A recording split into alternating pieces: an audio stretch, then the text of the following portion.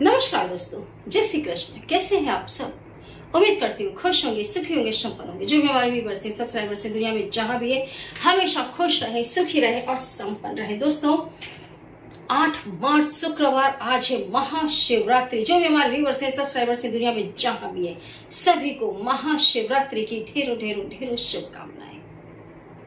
दोस्तों,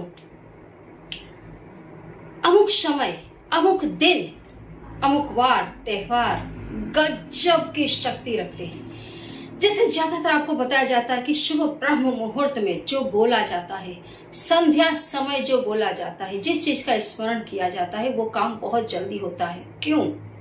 क्योंकि यह समय प्रकृति का वो समय है जो प्रकृति अपनी पूरी ताकत से ध्यानमय होती है।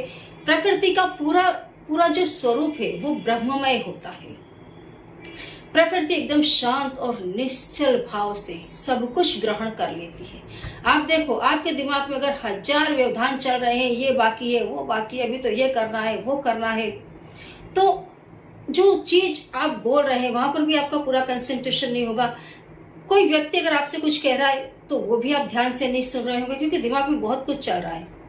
लेकिन अगर आपका दिमाग शांत है तो आप जो कुछ कहीं से भी सुन रहे हैं, आपके दिमाग में अंदर तक जाएगा। तो ब्रह्म मुहूर्त ऐसा समय है जब प्रकृति बिल्कुल शांत होती है, जब तमाम प्रकार के साधु संत ध्यान में बैठे होते हैं, तमाम प्रकार के देवी देवता हैं जो विचरण कर रहे होते हैं। मतलब प्रकृति पूरी पॉजिटिव होती है। और बिल्कुल संध्या समय भी वो समय है जब प्रकृति शांत हो जाती है ना। एक नवरात्रि का समय भी दोस्तों, क्यों? नवरात्रि के 9 दिन ही बहुत ज्यादा कीमती होते हैं, क्योंकि तब प्रकृति अपना रूप बदल के दूसरे रूप में जारी होती है। हर 4 महीने के बाद प्रकृति अपना स्वरूप बदलती है। और ये जो 9 दिन है बहुत पावरफुल होते हैं। तब शक्तियों को जगाया जाता है। तो आज महाशिवरात्रि है। सुबह जब आप सो करके उठते हैं तब, क्योंकि जब सुबह आप सो करके उठेंगे आपका दिमाग शांत होगा। सुबह सुबह जैसे आप किसी का मुंह देखते हैं, सुबह सुबह आपकी आंखें जिस चीज को देखती है उसका सीधा इफेक्ट आपके दिमाग पर होता है, उसका सीधा इफेक्ट आपकी पूरी बॉडी पर होता है, आपके कर्मों पर होता है। दोस्तों, मैं आपको एक बात बता दूं, आपकी पूरी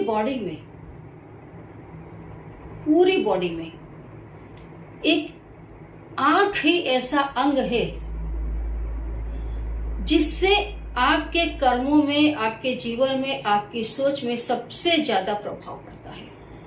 आप देखना, आप जिस चीज को देखेंगे, कोई भी चीज के संपर्क में आप आते हैं, सबसे पहले आप आंखों से उसको देखते हैं। आपकी आंखों ने जिस रूप में उसको देखा वही चित्र आपके दिमाग पर पड़ता है, और उसके अनुसार ही आपका उस व्यक्ति के प्रति या उस विचार के प्रति आपके कर्म बंध जाते हैं। आंखों से ही इंसान के विकार भी उसके अंदर प्रवेश करते हैं। कहीं बहुत अच्छी चीज देख ली, कहीं कुछ ऐसा देख लिया तो विकार उसके अंदर आ जाता है। शुरुआती दौर पर जो अंग आपका काम करता है वो है आंखें।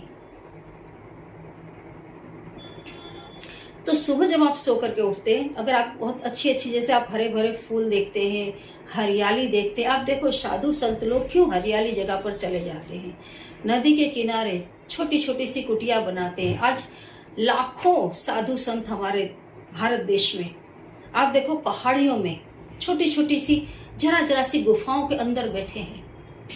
कई साधु संत तो ऐसे गुफाओं के अंदर बैठे हैं, वहां जैसे तैसे पहुंचते हैं और जाकर के सिर्फ बैठ पाते हैं।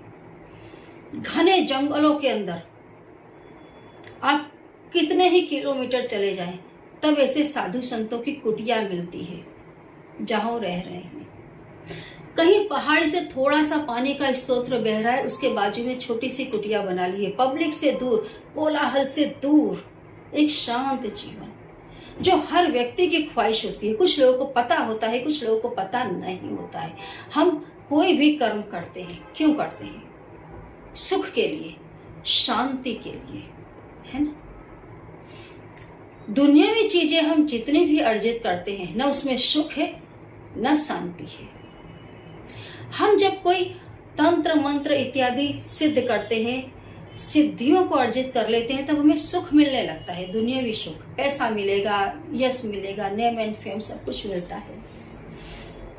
लेकिन अगर शांति चाहिए तो हमें वनों में, गिरी कंदराओं में बैठे इन साधु संतों के दर्शन अवश्य करने चाहिए। महीने में एक बार तो जरूर जाना चाहिए और इन साधुओं के चरण स्पर्श करना चाहिए। मैं जानती हूँ दोस्तों, साधुओं के दर्शन मात्र से व्यक्ति के तमाम पाप कट जाते हैं। कहते हैं साधु संत के दर्शन करने के लिए जाएं तो मोह माया का, अहंकार का त्याग करके जाना चाहिए। एक एक कदम आपके आगे बढ़ते हैं तो कोटि यज्ञों के समान उसका फल मिलता है ना। संत दर्शन को जाइए, तजी माया अभिमान, ज्यों ज्यों पग आगे बढ़े कोटि यज्ञ के समान, क्योंकि वहां शांति है। एक वो दिमाग जिसने पढ़ लिया है सब कुछ, इस प्रकृति को, इस माया को समझ लिया है और शांति से उसको छोड़ दिया है और अपने ब्रह्म में, अपने रूप में वो विलीन होने लग गया है। कई लोग आप देखो संसार में भी आपको पैंट शर्ट पहनकर घूमते मिलेंगे, साधारण सांसारिक कपड़े पहनकर घूमते मिलेंगे, उनके अंदर भी गजब की साधुता देखी है। जिन्होंने अभी तक तिलक नहीं धारण किया है और वस्त्र नहीं पहने हैं संतों के, फिर भी उनके अंदर भी क्षमता ही है। तो जरूरी नहीं है कि आप वहीं पर जाए, पर्वतों में जाए। अगर नहीं जा पाते तो घर में भी आप सिर्फ उन चीजों के संपर्क में आए जो आपके मन को विचलित ना करें, आपके अंदर विकार पैदा ना करें। अपना कर्म, अपना धर्म निभाएं, पूरी वफादारी से निभाएं और नाम जप करते रहें। सुबह उठ करके अच्छी चीजों का दर्शन करें ताकि पूरा दिन आपका अच्छा जाए। कोई अच्छे साधु संत की तस्वीर अपने कमरे में लगा करके रखें जो आपके मन को शांत करे। हरे भरे पेड़ पौधों के दर्शन करें। जहाँ से मैंने बात की शुरुआत की थी, हरे भरे पेड़ पौधे, बहती नदियाँ, ये सब आपके मन को शांत करती है। तो आज शिवरात्रि के दिन सुबह उठकर अच्छी चीज़ों का दर्शन करें। सुबह उठकर के सूर्य देव के दर्शन करें। सुबह उठते के साथ अपने ध्यान में महादेव का शिवलिंग लेकर के आए, महादेव का सुंदर रूप याद करें और ओम नमो अघोराय नमः इस मंत्र को 21 बार कम से कम बोलें। बिल्कुल शांत चित होकर के आपको बोलना है, ओम नमो अघोराय नमः। आप देखना दोस्तों, जो अघोरी हैं, जो संत हैं, वो बनाए नहीं जाते, वो होते ही हैं। कोई भी व्यक्ति जो है वो बनाया नहीं जाता, वो वही होता है जो दिखाई देता है। अघोरी शिव जी का साक्षात जीवित स्वरूप है जो आपको जंगलों में, गिरी कंदराओं में घूमते हुए मिलते हैं। किसी चीज के प्रति उनके कोई भेदभाव नहीं होता, कोई चीज से उन्हें डर नहीं होता है ना। अघोरी जो एक बार कह देता है सत्य हो जाता है।